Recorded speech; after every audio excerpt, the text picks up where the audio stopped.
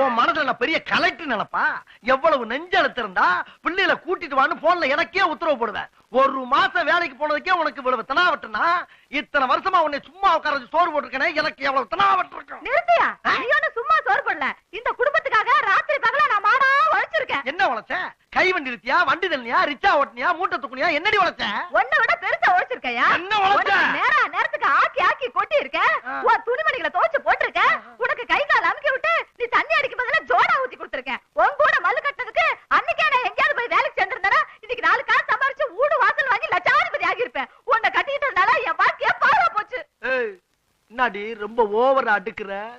போட்ட வாயில பல்லெல்லாம் பொறி மாதிரி சதறிடும். போடுவேன். என்ன என்ன என்னடி?